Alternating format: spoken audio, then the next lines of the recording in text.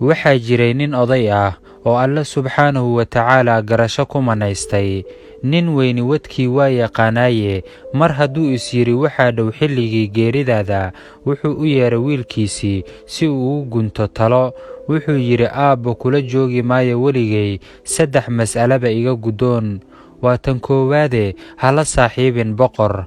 waa tan labaade, maanta oori ma lihid, balse marka aad guursato xaaskaaga sirahaada kuwooda waaweyn ha u sheegin. waa tan saddexaade, 2 gabdhood ayaad la dhalatee, ha u guurin nin xun. odaygii waa geeriyooday. wakhtigu waa seefe, sannado ayaa ka soo wareegatay maalinta. wiilkii maanta xaas ayuu leeyahay, boqorna waa la saaxiib. hablihii la dhashayna waa la guursaday, oo maanta waa xilo rag. qoodha ii xidhaday, waxaan joogaa halkii aabbahay talada iga siiyey. bal aan tijaabiya waxa ka jira 3dii qodob ee aabbahay ii tibaaxay waagii uu noolaa, ayuu is yidhi wiilkii. boqorku wuxuu lahaa deero yar oo uu xanaaneeyo, waxaanu daajiyaa beer ku taalla qasriga uu deggan yahay, aadna wuu u jecel yahay. deeradii yareed ayuu wiilkii xaday, meel kale ayuuna geeyey. dhexda markii uu soo socdo una soo jeeda dhankii gurigiisa, wuxuu dilay deero kale oo wuu gowracay. waxaanu ula yimid ooridiisii, isagoo ku yidhi, afkaaga hayso oo inoo kari hilibkan ugaadha ah. waa deeradii yareed ee saaxiibkay boqorka. iyadoo karinaysa waxaa u timid gabar ay jaar ahaayeen. hadday tidhi, ma neef baad qalateen caawa? ooridii inanku qabay waxay ugu jawaab celisay iyadoo gaagaabsanaysa, waa deeradii boqorka oo odaygayga ayaa noo keenay. deeradii qasriga waa laga waayey, boqorkiina baadigoobkeedii ayuu galay. waxaanu bulshadii uu u talinayo u sheegay, ciddii meel ku sheegta deeradiisa inuu abaalgud 100 halaad ah siinayo. gabadhii warka sida hoose loogu sheegay ayaa xogtii ay haysay ku taabatay boqorkii si ay u hesha ballanqaadkan 100 halaad ah. ninkii waa la soo qabtay, waxaana loo keenay boqorkii. waxaana loo sheegay kiiska loo haysto, marag iyo markhaatina in la hayo. xogtana laga helay gurigiisa oo ay xaaskiisu sheegtay, ama kaag iyo fajac baa la soo dersay. boqorkiina wuxuu amar ku bixiyey in qoorta laga jaro. ninkii wuxuu yidhi, boqorow saaxiibkeeyow, ma waxaad igu dili oo nafta ii dhaafin deero yar? boqorkii haa ayuu ku yidhi, mana jirto wax saaxiibtinimo ah oo dhexdeenna taalla. iyaduna waa la yaab iyo waxaan la arag saaxiib deero kuu qisaasaya. halkaana wuxuu ku xaqiijiyey qodob kale. ninkii wuxuu weyddiistay boqorkii, ka waran haddaan kuu keeno 100 halaad ah oo aad u ballanqaadday cidda deeradii meel ku sheegtaa? isna wuu ka aqbalay codsigii, waxaanu u qabtay muddo kooban.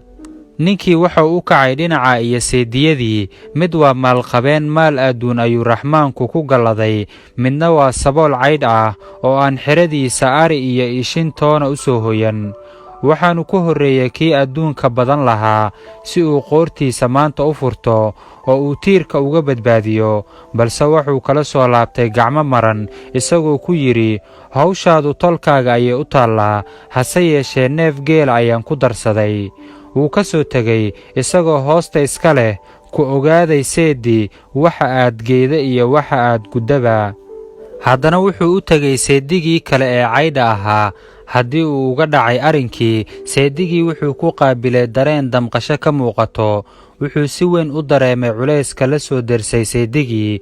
waxaan u sheegay inuu tolkii uu ka dhashay waa dhoweyd uu ka codsaday in la xooleeyo, oo uu jiro codsi ugu maqan tolkii, ballanna loogu qaaday in gugan curtay ee maanta la taagan yahay loo xoolo goyn doono. sidaa ay tahayna uu u ballanqaadayo inuu ku furan doono wax kastuu tolkii ka helo, oo uu dilka kaga badbaadin doono. wax kastana maanta ay ka culus tahay dilka loo haysta carruurtiisa abtigood. tolkiisii ayuu ka dhex kacay, isagoo yidhi, tolkaygiiyo ilma adeerayaal, maalkaad ii ballanqaadeen maanta seeddigay ayaan ku furanayaaye, iigu dhaqsada. tolkiina kama masuugine 100kii halaad ayay si dhaqso ah naga guddoon ku yidhaahdeen.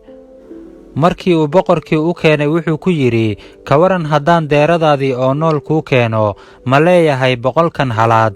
Isna haa iyo hawraarsan ayuu ugu warceliyey.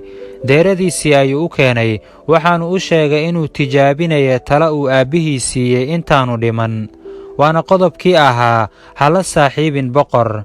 100kii halaadna seedigii wanaagsanaa ayuu u celiyey, isagoo yidhi, iga qaba walaal, ku ogaaday waxa aad guddo iyo waxa aad geydaba. waxaanu yidhi, ma jirta deere aan qashay, balse waxaan tijaabinaya taladii adowgay, waxaanan kala ogaaday seediga wanaagsan iyo midka xumi maalinta ay adag tahay inay kala baxayaan. haddaba saaxiibayaal, waxaan rajaynayaa inaad sheekada ka faa'iidaysateen. inoo soo qor waxyaabaha aad kala baxday sheekadan ama bulshadu ay ka kororsan karaan. muuqaalkan waxaa laga yaabaa inuu asxaabta kala anfaco kana faa'iidaystaane hadda inoo sheer gareeya.